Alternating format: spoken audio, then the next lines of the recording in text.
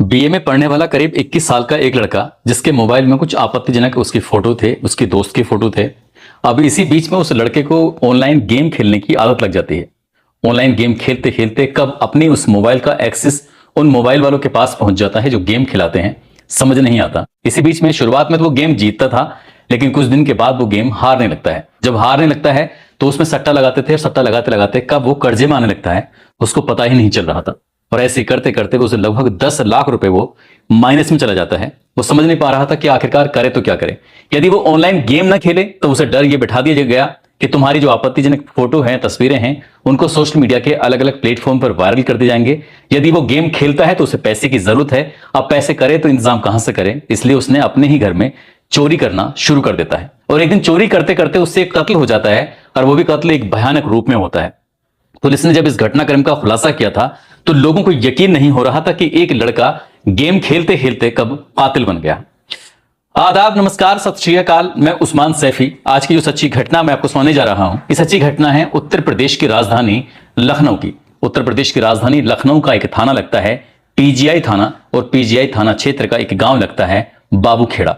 ये बात है 3 अक्टूबर 2025 की शाम लगभग 4 बजे के आसपास। 17 साल का एक बालक जिसका नाम नितिन यादव होता है, अभी तक वो अपने चाचा के घर पर था। इसी बीच में चाचा के घर पे कहता है कि मैं अपने घर जा रहा हूं, उसकी मां नानी के घर से अब आ गई होगी।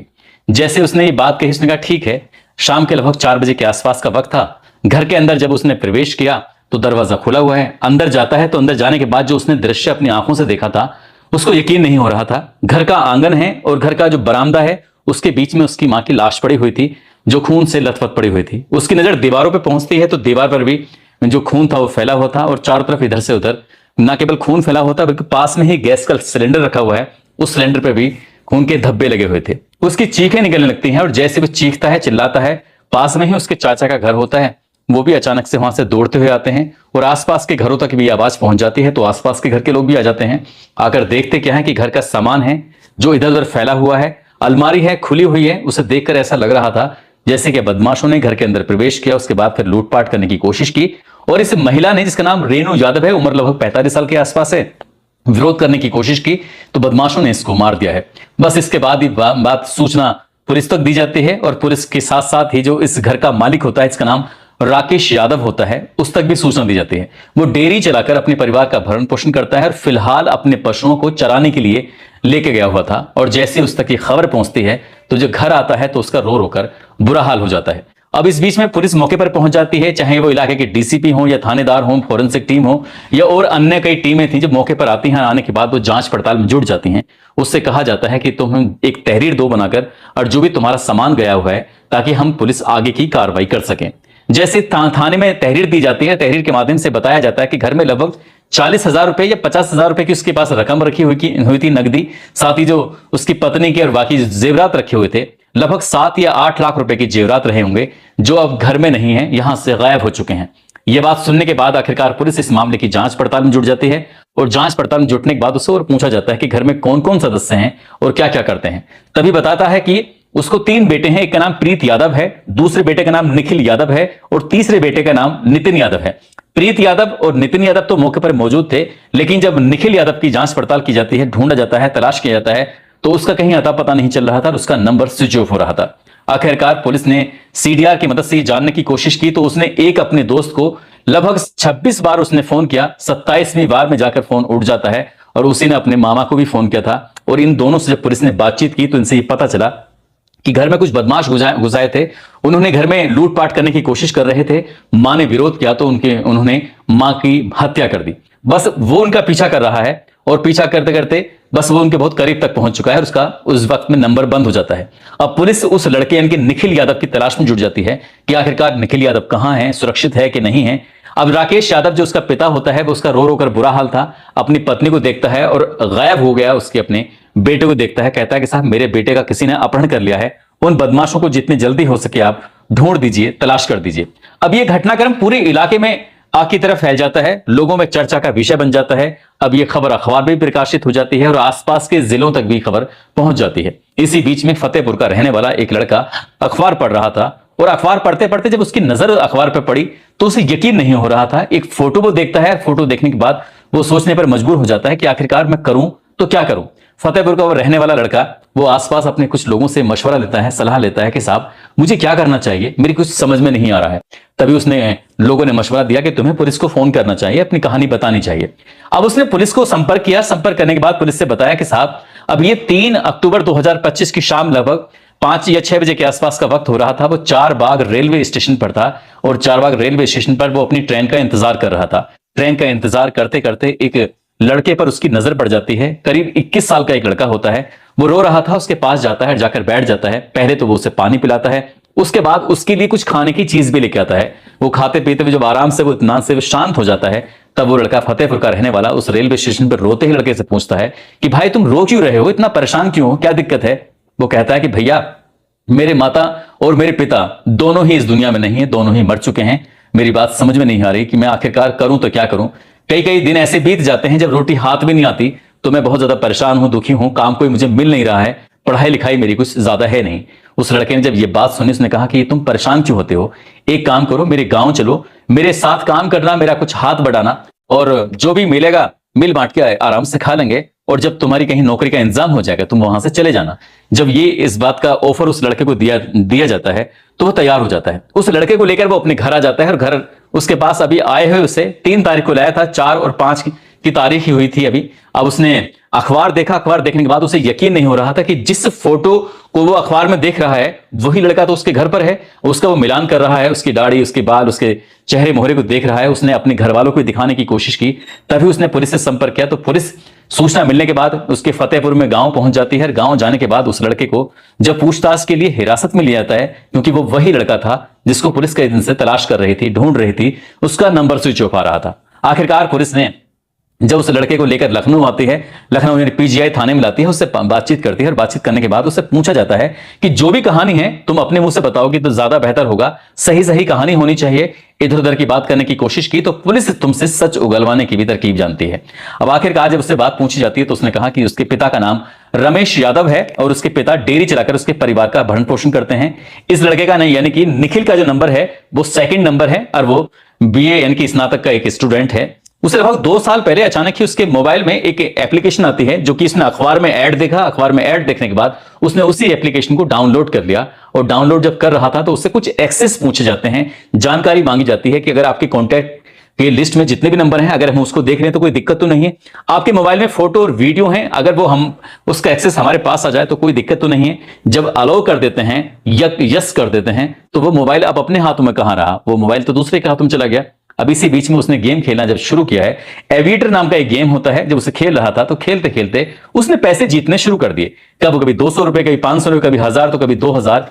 इस तरह से वो पैसे जीतता था। जो पैसे उसके पास आते थे तो उसे लगता था कि अब तो घर बैठे ही सब कुछ मिल रहा है, ना कुछ बाहर मेहनत करने की जरूरत है। पापा तो इतना दूध में इतना बेचकर भी नहीं कमा पाते जितना कि वो गेम खेल खेल कर कमा लेता है। ऐसे करते करते जब वक्त आगे बढ़ने लगता है तो वो और ज्यादा गेम जीतने लगता है। इसके बाद स्टेप बाय स्टेप जैसे आगे बढ़ते हैं तो कुछ गेम खेलने के दौरान कुछ हथियार खरीदने पड़ते हैं, और जब हथियार खरीदने पड़ते हैं तो उसका पे करना पड़ता है। यानी कि वो जीत भी रहा है और गेम में आगे बढ़ने के लिए उसने पैसे भी खर्च करने शुरू कर दिए। शुरुआत में तो उससे इनकम होती रही, लेकिन जब वक्त आगे बढ़ने लगता है तो उसकी इनकम घटने लगती है। अब वो गेम हार भी जाता है। ऐसे करते करते और आगे वक्त बढ़ता है, उसे पैसे की जरूरत पड़ती है, तो अपने दोस्तों से कहा कि भैया मुझे कुछ पैसे की जरूरत है, मैं तुम्हारे पैसे वापस कर दूंगा। अलग अलग कई दोस्तों से उसने पैसे लिए, लेकिन वापस नहीं होते थे, क्योंकि जितना वो पैसे खर्च कर रहा है उतना कभी माइनस हो जाया करता था, कभी प्लस हो जाया करता था। माइनस ज्यादा होता था और प्लस होता था कम। कब 1 साल गुजर जाता है उसे पता ही नहीं चलता। उसके बाद वो गेम के और लेवल पर बढ़ता चला जाता है, और देखते ही देखते वो थोड़े बहुत नहीं लगभग 10 लाख रुपए माइनस में पहुंच जाता है।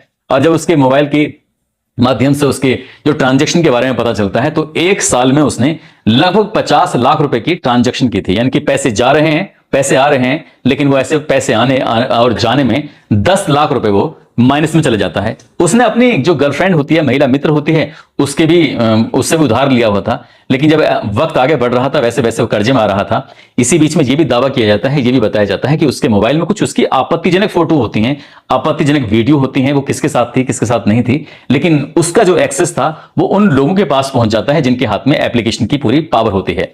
इसी बीच में उसको आदत पड़ जाती है लोन लेने की। तो कई ऐसी एप्लीकेशन हैं जैसे कि एम पॉकेट, राम फिनक्रोप, साथ ही फ्लैश वॉलेट, ऐसी लगभग 6 एप्लीकेशन होती हैं जिनसे वो पैसे लगातार उधार ले रहा था, लेकिन उसका ब्याज दर जो होती है वो बहुत ज्यादा होती है। इसी बीच में उसने धमकियां भी आने लगती हैं। कहते हैं कि तुम्हें तो गेम खेलना ही पड़ेगा और गेम नहीं खेलोगे तो हम तुम्हारी फोटो को वायरल कर देंगे। अब उसमें लगातार उसे ब्लैकमेल किया जा रहा है। उधर वो ब्लैकमेल कर रहे हैं वो लोग जिन्होंने उसको पैसे दिए थे, यानी कि लोन दिया था, वो भी धमकी दे रहे थे कि अगर तुम पैसे नहीं दोगे तो हम तुम्हें रुस्वा कर देंगे, तुम्हारी फोटो वायरल कर देंगे। परेशान हो जाता है, करे तो क्या करे। तभी उसे पता चलता है जो उसकी मां है ये 1 अक्टूबर 2025 को उसकी नानी के गांव यानी कि काकोरी में गई हुई है। तो वो अपनी मां को लेने के लिए 3 अक्टूबर 2025 को खुद ही नानी के घर जाता है। अपनी मां रेणु यादव को लेकर घर वापस आता है। दोपहर के लगभग 2:30 बजे के आसपास का वक्त हो रहा था। इसी बीच में वो मां अपनी कुछ काम करने लगती है और मां के हाथ में ही घर की जो अलमारी थी उसकी चाबी रखी हुई थी। इसी बीच में मौका पाते ही उसने मां के हाथ से या फिर जहां भी मां छुपा के रख रही थी, जब नानी के घर से आती है तो उसकी चाबी वो अपने कब्जे में ले लेता है। और इसी बीच में उसने अपने घर के जो अलमारी वगैरह थी उसे खोलकर और जो जेवरात रखे हुए थे, नगदी रखी हुई थी, उस पर उसने हाथ साफ करना शुरू कर दिया। उसके हाथ में मां का मंगलसूत्र था और मां की नजर उस पर पड़ जाती है। मां उसे रोकने की कोशिश करती है कि तुम क्या कर रहे हो, मैं भी तो समझूं कि आखिरकार यहां लगातार मेरी जो ज्वेलरी है वो कभी भी यहां से गायब हो जाती है। आखिरकार तुम इसे गायब कर रहे थे, तुम ऐसा क्यों कर रहे थे। मां ने उसे डांटा, आने दे तेरे पिताजी को, जब आ जाएंगे तो आज तेरे पिताजी ही तुझसे बातचीत करेंगे। मां ने गुस्से में कुछ इसी लहजे में अपने बेटे से जब इस तरह की बात कही है। वहीं पास में ही एक पेचकस रखा हुआ था।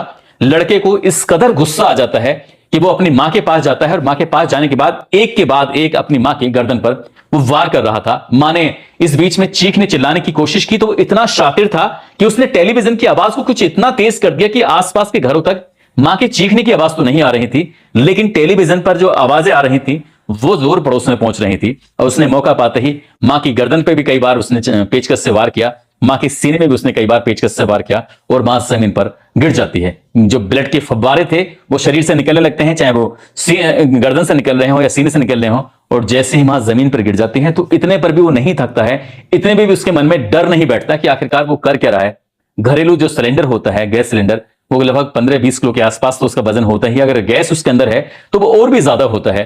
उसने वो पूरी ताकत से उसे उठाया और पूरी ताकत से उठाने के बाद अपनी मां के ऊपर मारा, फिर उठाया उसने, फिर मारा, फिर उठाया, फिर मारा। इस तरह से 3 बार उसने अपनी मां को मारा।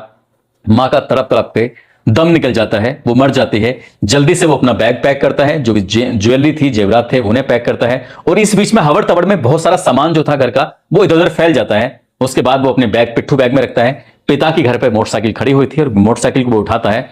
उठाने के बाद वो यहां से कैंट की तरफ जाता है। कैंट की तरफ जाने के बाद फिर वो चारबाग रेलवे स्टेशन की तरफ जाता है और एक जो स्टैंड होता है, स्टैंड पर जाकर अपनी बाइक को खड़ी कर देता है। इसी बीच में रेलवे स्टेशन पर जाने के बाद वो रोने की एक्टिंग कर रहा था और रोते रोते उस पर एक लड़के की नजर पड़ जाती है। उस लड़के ने उसे देखा और देखने के बाद उससे बातचीत हुई। उसने कहा कि मेरी ना मां है, ना मेरे पिता है, ना मेरा घर में कोई है और मैं बहुत परेशान हूं, मुझे कुछ रहने सहने का कोई इंतजाम नहीं है, मैं आखिरकार करूं तो क्या करूं। कई बार तो ऐसा होता है कि फाके से जिंदगी गुजर रही है, कई बार तो रोटी भी हाथ नहीं आती है। उस लड़के को दया आ जाती है, उसे वो अपने साथ ले जाता है, लेकिन उसका फोटो अखबार में देखने के बाद सूचना पुलिस को जब दी जाती है तब ये कहानी लोगों के सामने आ जाती है। जब तक ये पुलिस इस मामले की जांच पड़ताल कर रही थी, जब ये गायब था, तो पुलिस ने कई ऐसी पहलुओं पर जांच पड़ताल करना शुरू कर दिया था। पुलिस को यह मालूम हो चुका था कि वो उधार ले रहा है दोस्तों से भी, क्योंकि जब पुलिस ने जब उसके साथियों से सीडीआर की मदद से क्या आखिरकार किस किस से बातचीत करता है, तो पुलिस को एक ट्रैक मिल गया था। पुलिस अपने सही ट्रैक पर चल रही थी। और जब पुलिस ने अखबार वालों को ये बयान देना शुरू किया, अखबारों में, सोशल मीडिया पर ये खबर आनी शुरू हुई थी कि एक लड़के ने अपनी ही मां का कत्ल कर दिया है, तो पिता राकेश यादव को यह बात हजम नहीं हो रही थी। उन्हें लग रहा था कि पुलिस डकैतों को बचाना चाहती है और वो उसके बेटे को फंसाना चाहती है। जैसे ही ये बात उस लड़के के परिवार वालों को पता चलती है तो परिवार वालों ने इसे विरोध भी किया था। जब पुलिस ने इस घटनाक्रम का खुलासा किया और बाप और बेटे का आमना सामना कराया, तब अपने बाप के सामने जो बेटा बैठा हुआ था, तो बाप ने बेटे से पूछा कि जो भी पुलिस ने कहा है क्या इस बात में सच्चाई है कि नहीं है। उसने रोते हुए, तो बिल्कुल भी नहीं, उस पर बिल्कुल चेहरे पे शिकन भी नहीं थी, उसने कहा पिताजी पुलिस बिल्कुल सही कह रही है, जो भी है यही सच है। बस इतना सुनना था। पिता को इतना गुस्सा आता है, पिता जोर जोर से चीखता है, चिल्लाता है, चिल्लाते हुए कहता है कि मैं कानून से मांग करता हूं कि मेरे बेटे को फांसी के फंदे पर तब तक लटका के रखा जाए जब तक ये मर ना जाए। मुझे ऐसे बेटे की बिल्कुल भी जरूरत नहीं है। दोस्तों, पूरे घटनाक्रम को सुनाने का उद्देश्य किसी को परेशान करना नहीं है, किसी का दिल दुखाना नहीं है, बल्कि आपको जागरूक करना है, आपको सचेत करना है और आपको बताना है कि जिस तरह से मोबाइल जो गेम है, इन पर हालांकि सरकार की तरफ से कई गेम पर पाबंदी भी लग चुकी है, लेकिन अभी भी कई गेम ऐसे हैं जो मोबाइलों में लगातार चल रहे हैं और लड़कों को, बालकों को, लड़कियों को उन्होंने अपने जाल में फंसाया हुआ है, उलझाया हुआ है। अगर ऐसी कोई बात है, कोई बालक अगर इस तरह से जाल में उलझा हुआ है, यदि उसके कुछ एक्सेस, उसके फोटो, उसके कुछ चीजें अगर उनके पास पहुंच गई हैं, तो कम से कम वो अपने परिवार से, अपने घर वालों से बातचीत करें। और बातचीत करने के बाद जब तक बातचीत नहीं करेंगे तब तक रास्ता नहीं खुलेगा, और बिना बातचीत के रास्ता खुल नहीं सकता। और ऐसे अगर नहीं बात की तो वो उलझते चले जाएंगे, क्योंकि लखनऊ में एक दो नहीं, इस तरह की कई घटनाएं हो चुकी हैं। या तो बच्चे अपनी जीवन लीला समाप्त कर लेते हैं, या फिर बच्चे अपनी मां को मार देते हैं, या अपने परिवार के किसी सदस्य की हत्या कर देते हैं। जाते जाते ये बिहार के रहने वाले हैं निखिल चौधरी, आज इनका जन्मदिन है। निखिल चौधरी जी को जन्मदिन की बहुत बहुत शुभकामनाएं, बहुत बहुत मुबारकबाद। कुछ लोगों ने नाम लेने की अपील की है, जिसमें ईश्वर चंद भारद्वाज हैं, तुषार सिंह चौधरी, धनंजय यादव, गुलाब प्रवीण हैं, सूर्यभान सिंह, लवीना शर्मा, आनंदी रावत, ईशिता मेहता, शेरू खान, गीता शर्मा, उदय यादव, रंजन सिन्हा, मधु दास, मुमताज अहमद, पूनम वर्मा, देवेश श्रीवास्तव, नाजिम पठान, धर्मपाल सिंह, शोएब खान, विनीता मिश्रा, करण चौधरी, तारा चौधरी, वेदांश यादव। आप सब लोग अपना ख्याल रखें, सुरक्षित रहें। जय हिंद, जय भारत।